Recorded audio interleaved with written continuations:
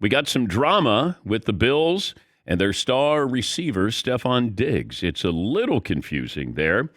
The Buffalo Bills, they'll be a contender for the Super Bowl. Feels like they've been a Super Bowl contender for the last couple of years. But something odd is going on. It was reported on Monday Stefon Diggs was not present at the Bills training camp.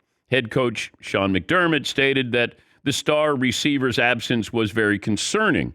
One day later, it was revealed by Diggs' agent that the receiver met with the coaches on Monday, plans to participate in the entirety of training camp.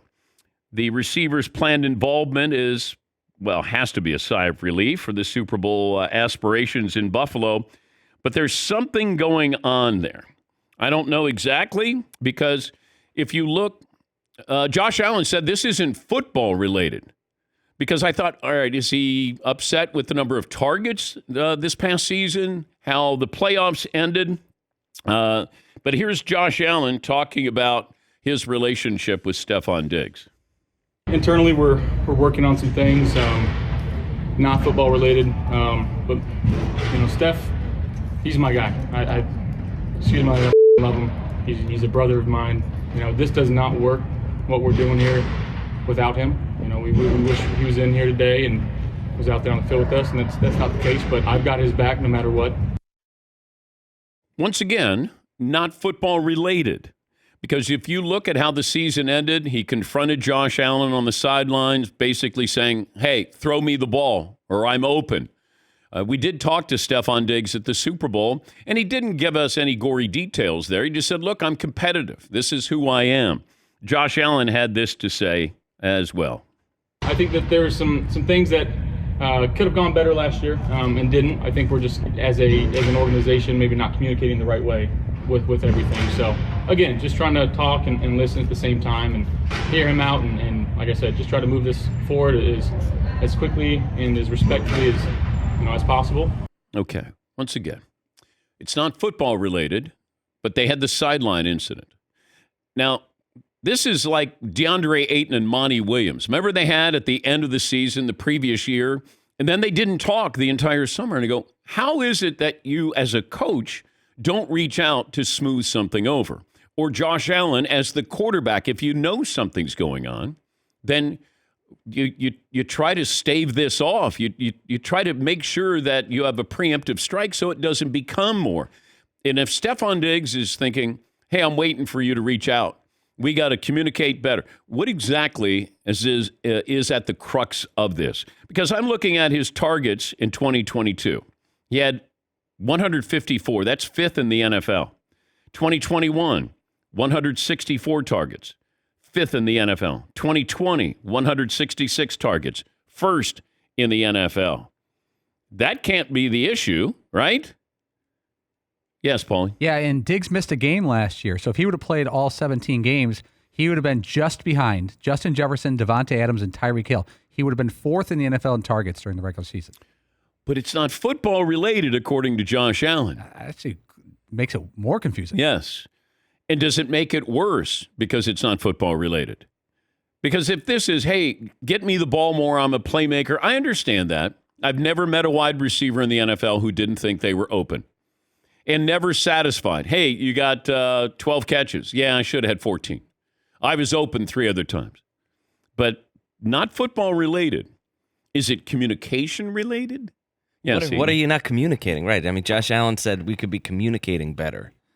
What is the miscommunication? If he's your buddy, if he's your guy, this doesn't work without him. Aren't you in contact with him anyway during the offseason? And what is it that was there that, can be rectified here? Is it just, hey, we need to sit down and talk? Don't disregard my feelings? I'm not quite sure exactly what's going on here. Here is the head coach of the Buffalo Bills, Sean McDermott. Steph is not here. Everybody else is here at the current time. How concerned are you about that? Oh, very concerned. Yeah, very concerned. Okay. I would have said, what are you concerned about here, Coach? I know that they tried to pry something out of him here, but even with Josh Allen, everybody wanted to talk football. But, hey, we are talking football, because if Stefon Diggs isn't going to be here, then that's a big blow to Buffalo. It is football related. Even if it's not about what happened on the field or on the sidelines or the number of touches and targets, it's still football related because it does affect the football team. But Stefon Diggs, he's got an issue here. And I don't know how you solve that. But that's one of those off-season topics right now. I know it's June, but does it linger? Does it linger into July and August? And it feels like it's lingered since after the Super Bowl, before the Super Bowl. When we talk to him, I mean, he's a wonderful interview, but I just wonder if there's something else there. Here's Stefon Diggs with us at the Super Bowl. And back, it was just a that season that kind of like shook out the way it did. I feel like the first 9 weeks we had a kind of like a formula, like a recipe for winning, and we kind of got away from it on the back end. You know what I'm saying? We were creating ways to win, but it just how we were winning wasn't as smooth as the first 9 weeks. Yeah. So and I kind of attested that just throughout the season. You know, we had a lot of ups and downs, and individually just trying to keep things tied together. It was just some crucial moments in the year that like late in the season, you know, late in the fourth quarter, it was opportunities and we didn't take advantage of. Okay. So I feel like that last I guess series or that last play, when you saw frustration, it wasn't necessarily just that play, but those moments built up to it. Like, culmination. It's and for me it was up to this point, like we've seen quarterback and receivers as far as like tandems and guys who play at a high level, and every quarterback has their guy, you know, in those moments, like you are the guy, you know what I'm saying? And up to this point, I've been the guy for my team and for my quarterback. So in those moments, of course, I want the ball, you know what I'm saying? I'm never will apologize for that. I show you a good loser, I show you a loser, you know what I'm saying? So Yeah. at the end of the day, like in that moment, it was fourth and whatever. Of course, I was one-on-one on the backside, and I wanted to put us in a position to win. So, you know, I'll never apologize for passion, because we forget about this game, I guess. Like, and you know, some people say like, "Oh, don't be a sore loser," or you know, it's hard not to be frustrated. So for me, I always look at it as earlier in that season we had a real. All right. So he's sort of talking around the problem there, and it sounds football related, because he's talking about, you know, the season, the first half, everything's great, and then second half, and then the playoffs, and then the fourth down call.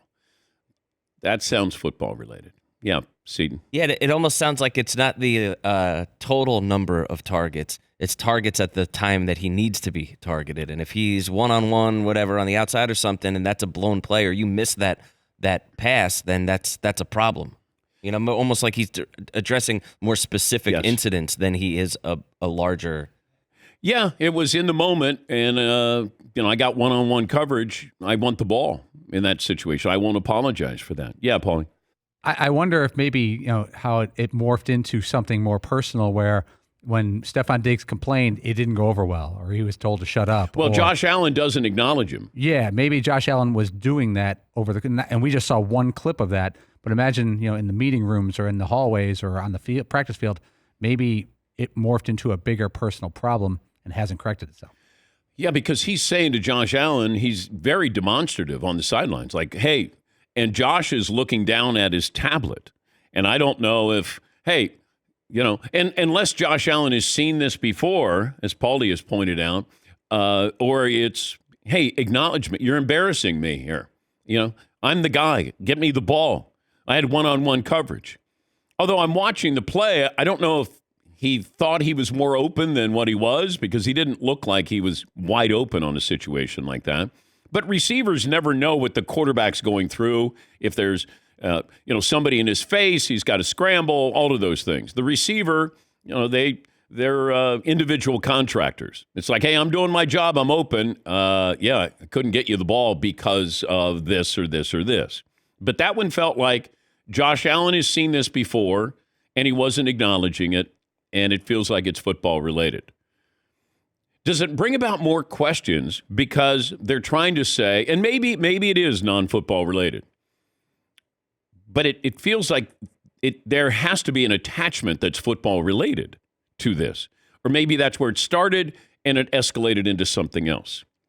But to say it's not football related, does that make it worse?